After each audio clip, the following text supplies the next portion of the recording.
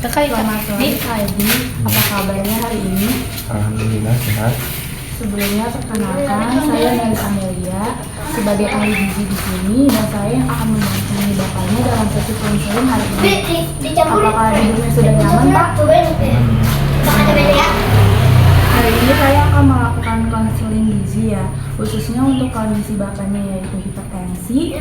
Tujuannya agar bapak paham makanan apa yang perlu dijaga, asupannya atau pola makan yang tepat.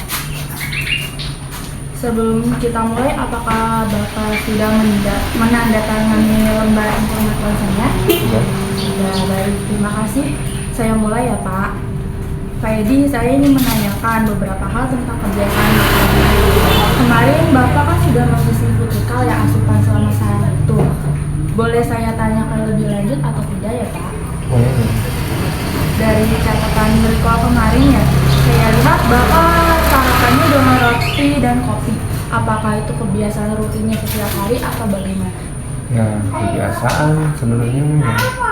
Enggak ada lagi gitu sarapan cuma itu doang. Jadi kalau makan nasi suka pengen mules, pengen BAB gitu. Berarti roti sama kopi aja ya tiap Iya. paginya. Kalau biasanya minum proteinnya itu berapa kali?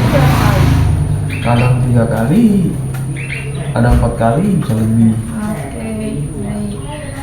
Waktunya berarti Waktunya pagi, kadang kalau siang jam 2, kalau sore ya setengah 5 ada waktunya. sepengennya aja ya. Pengennya aja.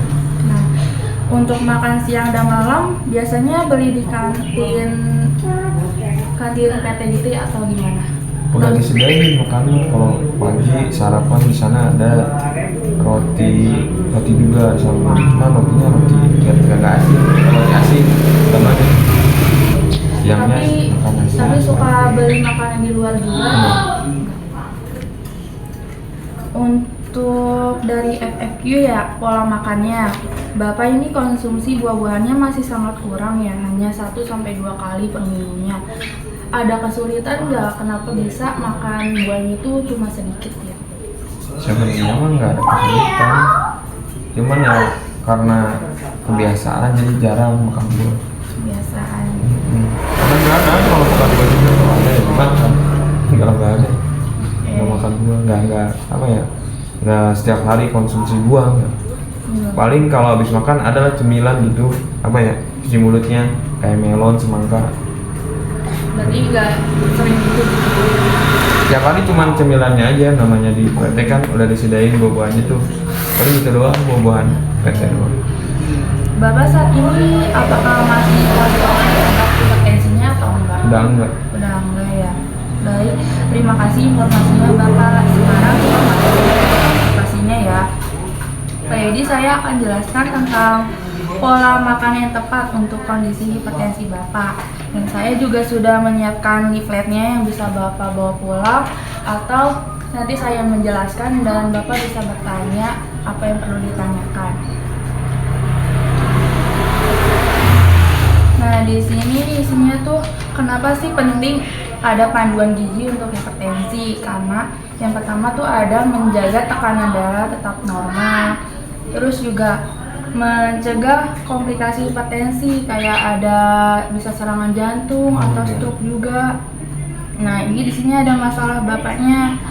Terus konsumsi kopi kan setiap hari, terus pola makan yang tinggi garam juga, aktivitas fisik yang kurang, terus juga berat badan yang meningkat, Pak. Nah, di sini juga hal-hal yang harus dilakukan bapaknya. Yang pertama itu batasi konsumsi garam maksimal 1 sendok teh per hari Pak, jangan lebih. Agar tekanan darahnya itu nggak tiba-tiba naik secara drastis. Terus juga kurangi minum kopi. Kopi biasanya itu minimal maksimal itu 1 gelas per hari aja Pak, nggak boleh lebih. Terus juga makanan teratur dan gizi seimbang. Nah di sini kan biar waktu dulu kan namanya kan 4 sehat 5 sempurna ya. Kalau sekarang itu namanya itu isi piring tuh. Nah dalam 1 kali makan tuh Bapak harus ada ini semua, ada lauk pauknya kayak ikan, ayam atau telur. Terus buahnya juga harus ada dalam sekali makan itu, ada sayuran sama makanan pokoknya. Terus juga perbanyak konsumsi sayur dan buah Pak. Kalau dalam sehari biasanya minimal orang itu harus mengkonsumsi 4-5 porsi buah atau sayurnya. Terus juga lakuin aktivitas ringan minimal 30 menit per hari biar jantungnya itu memompa darah secara benar gitu dan lancar. Terus juga jaga berat badannya tetap ideal. Kalau dari berat badan dan tinggi badan Bapaknya ini masih tergolong normal ya. Jadi jangan sampai melebihi overweight atau obesitas. Terus juga bisa Bapak periksa tekanan darahnya secara rutin di rumah sakit. Atau di klinik juga bisa sih Pak. Atau di posyandu biasanya menyediakan juga. Jangan jajan aneh macam-macam ya. Kalau ya. Nah kalau khusus kopi ya, kalau kopi kan mengandung kafein yang bisa meningkatkan tekanan darah ya. Jadi disarankan yang tadi waktu 1 cangkir kopi per hari. Terus sebaiknya juga tanpa gula Pak kopinya. Terus juga kan dari Bapak ini sering makan asin, kalau bisa pilih menu yang tidak terlalu banyak kecap atau garamnya gitu. Kalau di kantin biasanya rasanya cenderung asin atau hambar? Ya dominan. Kalau masakan Cina itu cenderung hangat. Kalau masakan Indonesia kan ada asin, ada gurih. Kalau Cina itu hambar. Masakan kayak lagi. Ganti-ganti. Tapi ya namanya ada lauk lah ya. Yang paling penting itu konsumsi buahnya setiap hari minimal 2 porsi.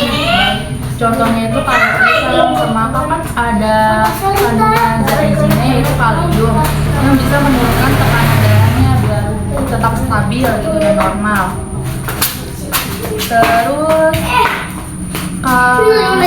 Terus Pak Edi, saya ingin menceritakan kembali apa yang tadi kita bahas. Bisa Bapak jelaskan kembali nggak pakai bahasa Bapak sendiri yang kita bahas tadi itu apa aja?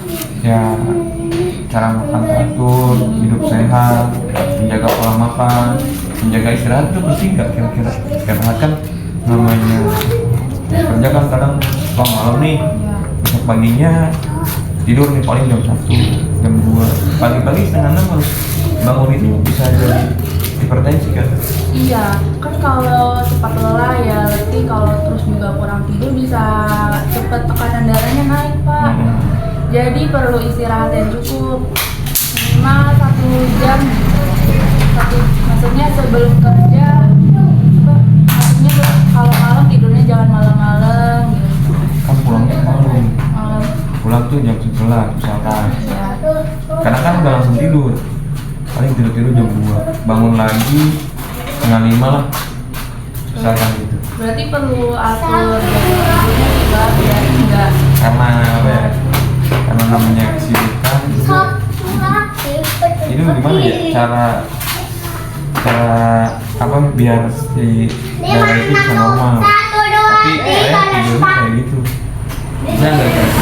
Enggak bisa, jadi harus diimbangi sama pola tidurnya.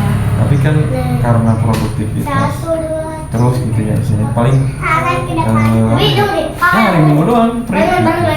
Sabtu kalau kerja ya pasti Minggu malam itu malam Minggu itu pulang jam 11, paling tidur jam 2 kalau lebih setengah 5.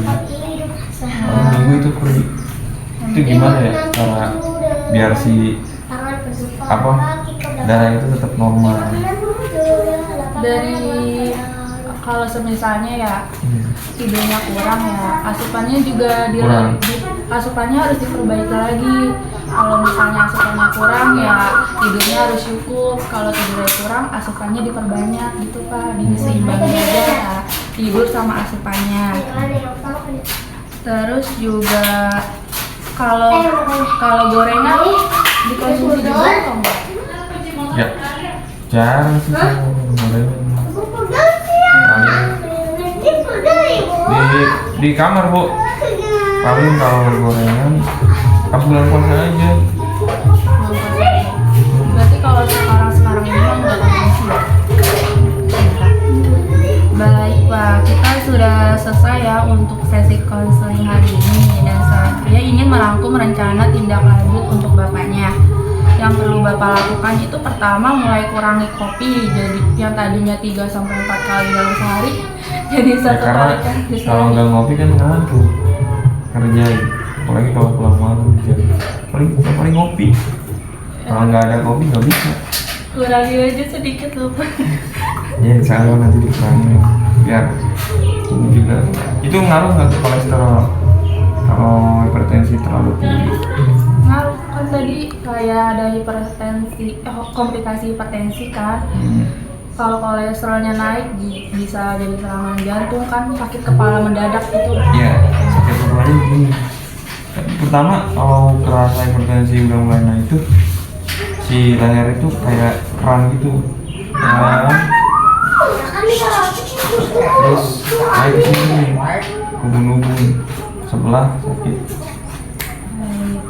Kedua, usahakan makan buahnya itu minimal 2 porsi sehari ya. Kan nggak bisa bertahap langsung banyak 4 sampai 5 porsi ya. Minimal dalam sekali makan itu harus ada buah dan sayurnya Pak. Terus yang ketiga, pilih menu kantin yang lebih sehat, yang rendah garamnya atau makanan yang berrasa yang tajam. Terus kurangi makanan asin juga. Terus yang keempat, minum obat hipertensinya secara teratur. Kalau misalnya lagi kambuh langsung dipercepat konsumsi. Terus Bapak bisa simpan leaflet ini ya sebagai panduan sehari-hari. Kalau ada pertanyaan, Bapak bisa menghubungi saya kembali dan datang ke jadwal kontrol berikutnya. Sekian dari sesi konseling hari ini. Semoga Bapaknya lekas pulih dan tekanan darahnya itu bisa stabil